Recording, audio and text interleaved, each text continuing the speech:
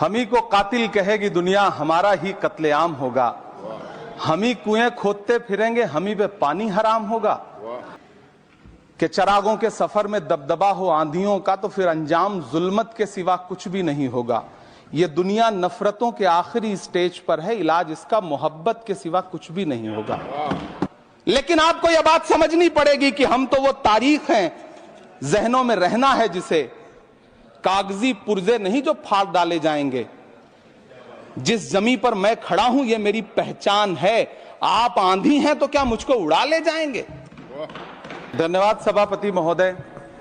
सभापति महोदय, सन 1947 में दिल्ली की जामा मस्जिद की तारीखी सीढ़ियों पर खड़े होकर के भारत रत्न मौलाना अबुल कलाम आजाद साहब ने कहा था कि मुसलमानों कहां जा रहे हो, यह है तुम्हारा मुल्क, यहां तुम्हारे आबाओ अजदाद की कब्रें हैं। उस वक्त मौलाना आजाद की ये सदाएं सुन करके लोगों ने अपने सरों की गठरियां उतार करके रख दी थी। आज उसी दिल्ली में मौजूद देश की संसद में एक बिल आया है जो हमसे उसी जामा मस्जिद की सीढ़ियों के सबूत मांगेगा, जो उन्हीं सीढ़ियों के पास अपनी कब्र में सोए हुए मौलाना आजाद को फिर से कब्र से सदा देनी पड़ेगी कि ये जो कब्र है वो मेरी कब्र है, ये किसी सरकार की जागीर नहीं है। सभापति महोदय, मैं जहां खड़ा हूं इसी संसद भवन के सामने सड़क के उस पार अपनी कब्र में सोए हुए भारत के पूर्व राष्ट्रपति फखरुद्दीन अली अहमद की कब्र है। शायद अब उस कब्र से भी सदाएं आए कि ये कब्र मेरी कब्र है, ये सरकार की जागीर नहीं है। धन्यवाद मोदी जी, क्या बढ़िया सौगातें मोदी दे रहे हैं आप। पहले हमें गुजराते मोदी दिया, आप सौगातें मोदी दे रहे हैं। लेकिन यह सरकार इतना याद रखे कि इसी ठसक के साथ देश की संसद में सीए का कानून भी लाया गया था और कहा गया था बड़े बड़े भाषण देकर के कि पड़ोसी देशों से हिंदू भाइयों को ला करके यहां नागरिकता दी जाएगी। लेकिन मैं आपके संज्ञान में लाता हूं सर कि पिछले इतने दिनों में इनसे नागरिकता लेने के लिए 2000 व्यक्ति भी नहीं आए, जबकि इसके उलट इन्हीं की सरकार में पिछले 10 साल में 15 लाख से ज्यादा भारतीयों ने भारत की नागरिकता छोड़ करके दूसरे देश में जाकर के बस गए। यह हुआ उस कानून का अंजाम। सभापति महोदय, इसी तरह की जिद के साथ किसानों के खिलाफ भी कानून लाए गए थे। जिस तरह आज वक्फ के फायदे गिनाए जा रहे हैं, उसी तरह से किसानों को भी कृषि कानूनों के फायदे गिनाए गए थे। लेकिन अंजाम क्या हुआ? 700 किसानों की शहादत लेने के बाद सरकार को अन्नदाता किसानों के सामने घुटने टेकने पड़े और कृषि कानून वापस लेने पड़े। जिल्ले इलाही, जमहूरियत जो है वो नफरत और ठसक से नहीं चलती है, अकड़ से नहीं चलती है, उसमें सबकी हिस्सेदारी जरूरी है। कल देश के माइनॉरिटी मिनिस्टर ने लोकसभा में खड़े होकर एक शेर सुनाया था कि मुझसे कोई बदगुमान न हो, तो मैं उन्हें एक शेर सुनाना चाहता हूं कि मैं आज जद पे हूं तो इतना खुशगुमान न हो, मैं आज जद पे हूं तो इतना खुशगुमान न हो, चराग सबके बुझेंगे हवा किसी की नहीं। नीतीश कुमार जी हो, चंद्रबाबू नायडू जी हो, चिराग पासवान जी हो, जयंत चौधरी जी हो, देवे गौड़ा जी हो, जीतन राम मांझी जी हो, सबको समझना पड़ेगा कि जब जंगल में आग लगती है तो न वो बरगद बचते हैं जो हवा को आंधी में तब्दील करते हैं, न वो बांस बचते हैं जो आपसी रगड़ से चिंगारी पैदा करते हैं। सभापति महोदय, जब देश को मनमोहन सिंह साहब जैसा काबिल प्रधानमंत्री मिलता है तो देश को आरटीआई जैसा एक्ट मिलता है, सेज जैसा एक्ट मिलता है, मनरेगा जैसा एक्ट मिलता है, लिबरलाइजेशन मिलता है, राइट टू एजुकेशन मिलता है, नेशनल फूड सिक्योरिटी एक्ट मिलता है। लेकिन जब देश को सौगातें मोदी मिलती है तो क्या मिलता है? सीए मिलता है, फॉर्म्स लॉ मिलता है, आर्टिकल 370 मिलता है, इलेक्टोरल बॉन्ड जैसा एक्ट मिलता है और वक्फ अमेंडमेंट एक्ट जैसे बिल देश को मिलते हैं। मुझे तो अपने हमवतन भाइयों से पूछना है कि आपको अपने बच्चों की तरक्की, खुशहाली और नौकरी की दरकार है या फिर मुसलमानों की दान की गई जमीनों को लूटकर धन्ना सेठों को देने की साजिश करने वाले कानून की। सभापति महोदय, यह सरकार रात के 3 बजे तक पूरे देश को जगा करके संसद में अपने ही नागरिकों को नीचा दिखाने के लिए वक्फ बिल ला रही थी, तो उधर रात के 1:30 बजे अमेरिका हम पर 26% टैरिफ लगा रहा था। सरकार की प्राथमिकताएं देश को पता।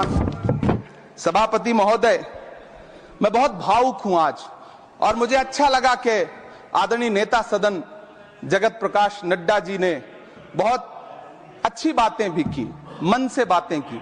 क्योंकि उनके नाम में प्रकाश जुड़ा है तो मैं उनमें हमेशा एक रोशनी की किरण देखता हूं। मैं उनके सामने बहुत अदब से ये बात कहना चाहता हूं कि चिरागों के सफर में दबदबा हो आंधियों का, तो फिर अंजाम जुल्मत के सिवा कुछ भी नहीं होगा। ये दुनिया नफरतों के आखिरी स्टेज पर है, इलाज इसका मोहब्बत के सिवा कुछ भी नहीं होगा। मैं भावुक हूं, मेरी पलकें गीली हैं। अगर देश की एक बहुत बड़ी आबादी को लगता है कि आप उसका भला करने के लिए नहीं, बल्कि उनकी इबादतगाहों, उनकी कब्रिस्तानों, उनकी खानकाहों को बर्बाद करने का बिल ला रहे हैं, तो फिर आप अगर समझाने में नाकामयाब रहे हैं तो यह आपकी नाकामयाबी है। पहले समझाइए, उसके बाद कोई बिल लेकर के आइए, तब शायद हम आपका इतनी पुरजोर तरीके से विरोध ना करें। लेकिन सभापति महोदय, मैं अंत में सिर्फ इतना कहना चाहता हूं कि इस बिल में जो भी पॉइंट्स दिए गए हैं, बॉम्सी पोर्टल देख लीजिए, सरकार का झूठ आपको पकड़ में आ जाएगा। हम डरे नहीं हैं, हम सिर्फ सरकार से अपील कर रहे हैं कि हमें अपना समझिए। हम आपके अपने हैं, इस देश के नागरिक हैं, और आप ताकत में हैं। संख्या बल के आधार पर बिल हो सकता है आप पास करा ले, लेकिन आपको यह बात समझनी पड़ेगी कि हम तो वो तारीख हैं, जहनों में रहना है, जिसे कागजी पुर्जे नहीं जो फाड़ डाले जाएंगे। जिस जमीन पर मैं खड़ा हूं, यह मेरी पहचान है। आप आंधी हैं तो क्या मुझको उड़ा ले जाएंगे? आपको यह बात समझनी पड़ेगी। आपको अगर इतना विपक्ष की तरफ से पहले जेपीसी में इतने सारे पॉइंट्स आए, और उसके बाद कल से लोकसभा में और राज्यसभा में सुझाव आप सुनने को तैयार नहीं है, लोगों की शंका को दूर करने के बारे में आप बिल्कुल सोच नहीं रहे, बस आप कह रहे हैं यह बिल उम्मीद की नई किरण है। नहीं साहब, इसे भले किरण जी लेके आए हैं, लेकिन ये उम्मीद की नहीं बल्कि नाउम्मीदी की किरण है। और इस देश की एक बहुत बड़ी आबादी इस बात से खदशे में है, शक में है कि आप सीधे उनकी जमीनों को लूट करके धन्ना सेठों को बेचना चाहते हैं। मेरी अब भी आपसे अपील है कि इस बिल को वापस लीजिए। यह बिल कहीं से आपके अपने नागरिकों के लिए अच्छा नहीं है। यह बिल सिर्फ इस देश के मुसलमानों को नीचा दिखाने का और अपने एक ऐसे मतदाता वर्ग को खुश करने का बिल है जिनको इस बिल के पास हो जाने से कुछ मिलेगा भी नहीं। लेकिन आप एक नैरेटिव देना चाहते हैं, एक मैसेज देना चाहते हैं। मेरी आपसे अपील है कि कृपया ये जो सबका साथ सबका विकास का नारा है, इस नारे को रत्ती भर तो चरित्रार्थ कर दीजिए। बहुत बहुत धन्यवाद। सभापति महोदय, मैं वक्फ कानूनों में किए जा रहे संविधान विरोधी बदलावों के खिलाफ बोलने के लिए खड़ा हुआ हूं। संविधान का आर्टिकल 14 हो, 29 हो, 30 हो, चीख चीख कर कहता है कि देश में सब बराबर के हकदार हैं। आर्टिकल 26 कहता है कि सबको अपने अपने मजहबी कामों के लिए मंदिर, मस्जिद, गिरजाघर, गुरुद्वारों का निर्माण करने का हक है और उसका रखरखाव का भी हक है। लेकिन डॉक्टर बाबा साहब अंबेडकर के संविधान को हर दिन कुचलने वाली ये सरकार देश के मुसलमानों से नफरत में इतनी अंधी हो गई है कि खुलेआम देश की संसद में देश सरकार के माइनॉरिटी मिनिस्टर साहब और होम मिनिस्टर साहब झूठ बोलते हैं और देश को गुमराह करते हैं। झूठ शब्द असत्य बोलते हैं।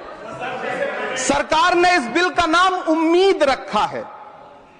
मंत्री जी कल से इसे देश के मुसलमानों के लिए नई उम्मीद बता रहे हैं। नहीं मंत्री जी, न तो यह बिल मुसलमानों के लिए नई उम्मीद है और न ही उम्मीद की नई किरण। सभापति महोदय, भाजपा ने पूरे देश में वक्फ के नाम पर कई सारे झूठ फैलाए हैं। आइए आज उनकी सच्चाई पर बात करते हैं। वक्फ ट्रिब्यूनल को ऐसे बताया जाता है जैसे वक्फ ट्रिब्यूनल कोई मजहबी खाप पंचायत हो। सभापति महोदय, जबकि सच्चाई यह है कि वक्फ ट्रिब्यूनल भी तो सरकारी न्यायिक विभाग है, जिसमें सरकार द्वारा नियुक्त जज होते हैं, जिसमें प्रशासनिक अधिकारी होते हैं, कहीं ऊपर से थोड़ी आ गए।